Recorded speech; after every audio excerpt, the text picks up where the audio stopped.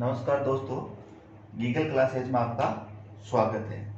आज भूगोल के अंतर्गत अगला जो टॉपिक है वो है अंतर्राष्ट्रीय समय रेखा या भारत की मानक समय रेखा।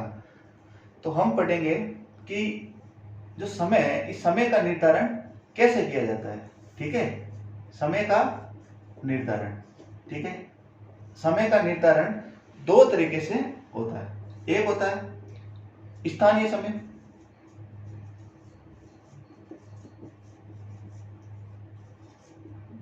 दूसरा है मानक समय। आज हम इन दोनों के बारे में पढ़ेंगे कि स्थानीय समय की गणना कैसे की जाती है और मानक समय की गणना कैसे की जाती है। तो देखो, प्राचीन समय में जो बुजुर्ग लोग होते थे वो स्थानीय समय की गणना कैसे करते थे कि सूर्य की जो लंबवत किरणें हैं उनको आधार लेके किया जाता था। मतलब सूर्य की लंबवत किरणों के आधार पर निर्धारण। अब सूर्य की लंबवत किरणों के आधार पर निर्धारण कैसे किया जाता था कि देखते थे कि कोई भी व्यक्ति है, ठीक है, अगर उसके सर के ऊपर सूर्य की किरणें सीधी पड़ रही है और उसकी परछाई बिल्कुल उसके पैरों में है, इसका मतलब सीधा परछाई नीचे है, इसका मतलब दिन के 12 बजे हैं। तो पुराने समय में किसी पेड़ की छां तथा मकान की छां को आधार बना के स्थानीय समय की गणना की जाती थी। लेकिन बाद में मानक समय आया। मानक समय की जो गणना है वो दो, एक तो विश्व का मानक समय पढ़ेंगे हम और दूसरा पढ़ेंगे भारत का मानक समय। अब देखो, विश्व का मानक समय अगर अपन पढ़ते हैं तो देखो, विश्व का मानक समय में दो आधार होते हैं। एक होता है पृथ्वी के घूर्णन के आधार पे और दूसरा होता है देशांतर। तो इसके दो आधार होते हैं, एक तो हो गया पृथ्वी का घूर्णन और दूसरा क्या हो गया, देशांतर द्वारा। कल हमने पढ़ा था देशांतर और अक्षांतर। ठीक है, तो जो देशांतर है ये क्या है, ये समय निर्धारण में बहुत महत्वपूर्ण है। ठीक है, अब देखो, सर्वप्रथम पढ़ेंगे पृथ्वी का घूर्णन। अब पृथ्वी के घूर्णन से क्या होगा, देखो, पृथ्वी का वह स्थान जो सूर्य के एकदम सामने है, इस स्थान को कहा जाता है अर्ध सौर, और इस स्थान पे सूर्य की किरणें एकदम लंबवत पड़ती है। ठीक है, तो इसी यहां पे जो देशांतर है, इस देशांतर पे समय क्या होगा, 12 बजेंगे। ठीक है, अब ये देशांतर का आपको कल मैंने बताया था कि 360 देशांतर होते हैं। ठीक है, तो आप अब देखोगे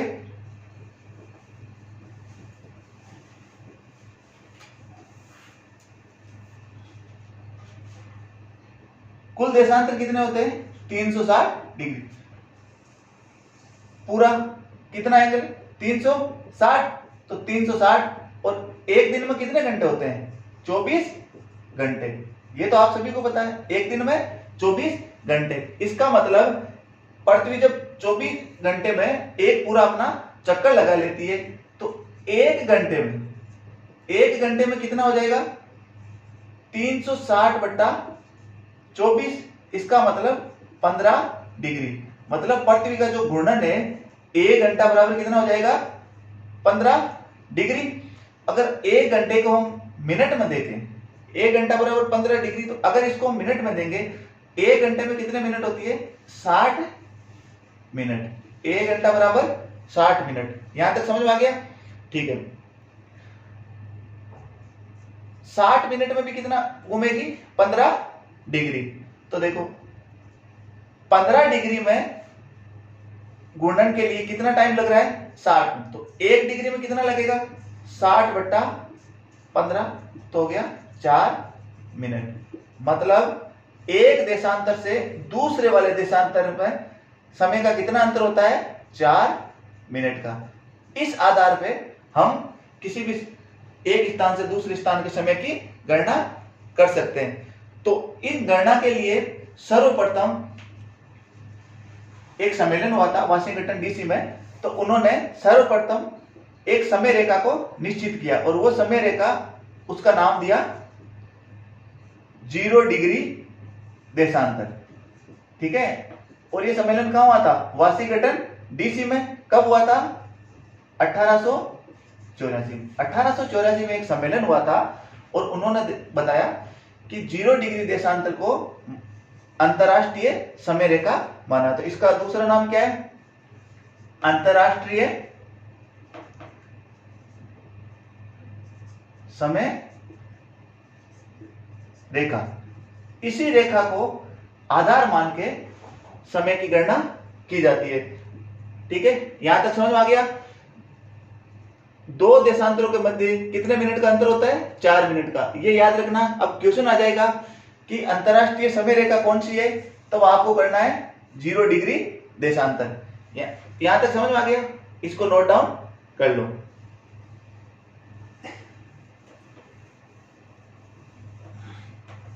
ठीक है, अब देखो, आपको पता है पृथ्वी है, अगर हम इसको इस तरह से हम बनाते हैं, बीचों बीच का क्या है? 0 डिग्री। इसका इधर वाला कौन सा गोलार्ध है? पूर्वी गोलार्ध। और इसके इधर वाला पश्चिमी गोलार्ध। ठीक है, तो ये 0 डिग्री हो गया। इधर क्या है? 180 डिग्री। और इधर भी कितने? 180 डिग्री। मतलब 1 डिग्री, 2, 3, 4, 5, 6 ऐसे करते हुए कितना डिग्री हो जाएगा? 180 डिग्री। और आपको पता है 1 डिग्री में कितने मिनट का अंतर होता है? 0 से 1 में जाएंगे तो 4 मिनट। यहां से समय का निर्धारण करते हैं। अगर पूर्व की ओर बढ़ेंगे तो समय क्या है? 4 मिनट बढ़ता है, 4 मिनट बढ़ता है। और पश्चिम की समय तरफ मुड़ेंगे तो 4 मिनट क्या होता है? घटता है। यहां तक समझ में आ गया? मतलब अगर यहां दिन के 12 बजे हैं तो 1 डिग्री पे क्या होगा? 12:04। 2 पे क्या होगा? 12:08। 3 पे क्या होगा? 12:12। मतलब हर एक देशांतर पर 4-4 मिनट ऐड होते जाते हैं। ठीक है, इस 0 डिग्री देशांतर को क्या बोलते हैं? अंतरराष्ट्रीय समय रेखा। ठीक है, और इसी अंतरराष्ट्रीय समय रेखा को आधार बना के किसी भी देश का समय निकाला जाता है। यहां तक समझ में आ गया? ठीक है, अब देखो 0 डिग्री ये कहां से गुजरती है? ग्रीनविच में से। ठीक है, तो भारत का जो मानक समय रेखा है वो कौन सी है? ठीक है, भारत की जो मानक समय रेखा है वो है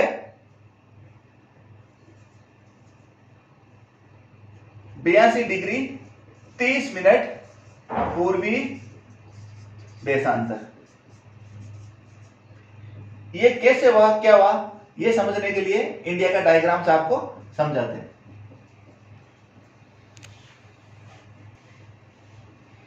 आप देखोगे ये इंडिया का एक रफ डायग्राम है। आपको कल मैंने बताया था कि इंडिया का जो देशांतरी विस्तार है वो कितना है? 68 डिग्री 7 मिनट पूर्वी देशांतर से। कौन सा देशांतर?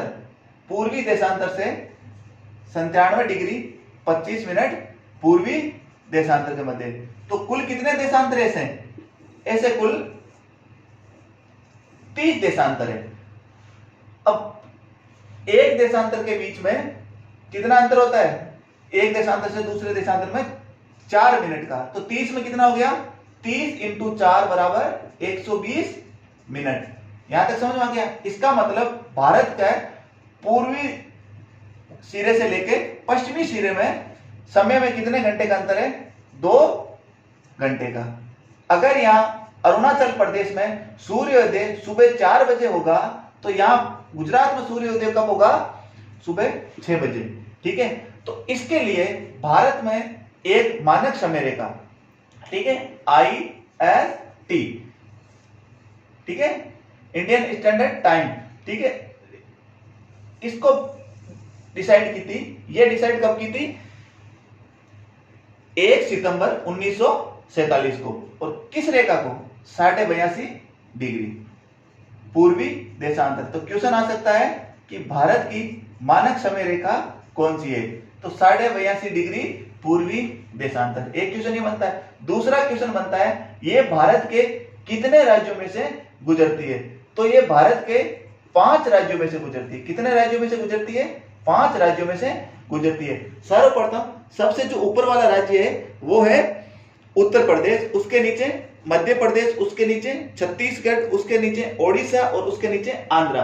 तो भारत के 5 राज्यों में से गुजरती है। तो आपको याद करना है सबसे ऊपर यूपी, सबसे ऊपर वाला कौन सा? यूपी। और क्वेश्चन ये भी आता है कि कौन से स्थान यूपी? इलाहाबाद से। इलाहाबाद में एक जगह है इलाहाबाद, और इलाहाबाद में एक जगह नैनी से होकर ये गुजरती है। उसके नीचे कौन सा आएगा? एमपी। यूपी के बाद ये यूपी, इसके नीचे कौन सा आ जाएगा? एमपी। तो ये आपको एक सीक्वेंस ऊपर से नीचे याद करना है। इसके नीचे आ जाएगा छत्तीसगढ़, इसके नीचे आ जाएगा छत्तीसगढ़। तो ये यहाँ ये वाला एरिया कौन सा है? छत्तीसगढ़ का आ गया। और उसके नीचे कौन सा आ गया? ओडिशा, ठीक है। और ओडिशा के नीचे कौन सा आ गया? आंध्र प्रदेश, ठीक है, आंध्र प्रदेश। तो ये 5 राज्य है जिनमें से भारतीय मानक समय रेखा गुजरती है।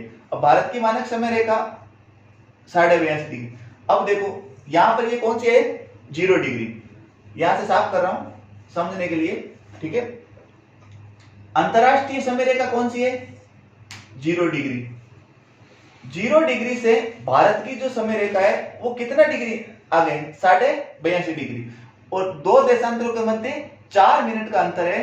तो आप 82.5 को 4 से मल्टीप्लाई करोगे तो ये कितना आगे निकल जाएगा?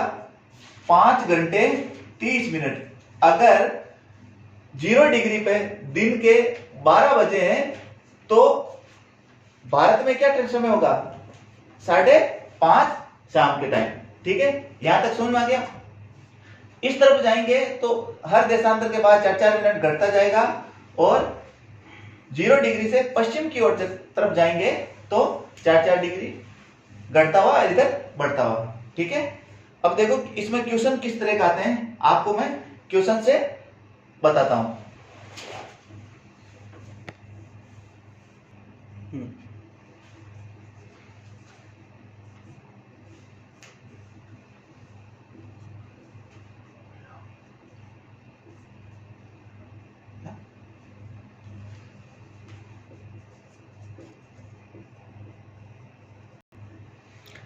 आपके सामने एक बोर्ड पे क्वेश्चन है, यदि ग्रीनविच 0 देशांतर पर रात्रि के 12 बजे हैं तो 30 डिग्री पूर्वी देशांतर पर स्थित कायरा में क्या समय होगा? अब देखो आपको बता रखा है ये 0 डिग्री है। 0 डिग्री पे समय क्या बता रखा है? 12 बजे, रात के 12 बजे। अब अगला एक जगह काहिरा, ठीक है। काहिरा कहाँ है? 30 डिग्री में। तो इन 0 से इसमें कितना अंतर हो गया? 30 डिग्री का। और 1 डिग्री कितना अंतर होता है? 4 मिनट का। तो कितना हो जाएगा? 120 मिनट। अब 120 मिनट को घंटे में बदलेंगे तो कितने हो जाएंगे? 2 घंटे। अब कहने का मतलब 0 डिग्री पे रात के 12 बजे हैं तो 2 घंटे बाद कितना, यहाँ पे कितने बज जाएंगे? रात के 2 बजेंगे रात्रि। तो इसका ऑप्शन नंबर कौन सा सही हो जाएगा? ए। आगे समझ में? इस तरह आपको कोई भी एक स्थान देके दूसरा स्थान 0 डिग्री से पूर्व की ओर समय प्लस करते जाना है और 0 डिग्री से पश्चिम की ओर समय माइनस करते जाना है। इस तरह से आपको जितने भी क्वेश्चन देंगे वो सोल्व करेंगे। अब 2 चीजें होती है, एक होता है अंतरराष्ट्रीय समय रेखा और एक होता है अंतरराष्ट्रीय तिथि रेखा। इन दोनों में कंफ्यूज मत हो जाना। अंतरराष्ट्रीय जो समय रेखा है, ये समय रेखा तो होती है 0 डिग्री देशांतर, और अंतरराष्ट्रीय जो तिथि रेखा है वो तिथि रेखा होती है 180 डिग्री देशांतर। अब ये दोनों अंतरराष्ट्रीय समय रेखा 0 डिग्री, अंतरराष्ट्रीय तिथि रेखा 180 डिग्री। तो अगले वीडियो में हम पढ़ेंगे अंतरराष्ट्रीय तिथि रेखा। इन दोनों को आपको याद करना है। कोई भी प्रॉब्लम आए कमेंट करके पूछ सकते हो। Thank you.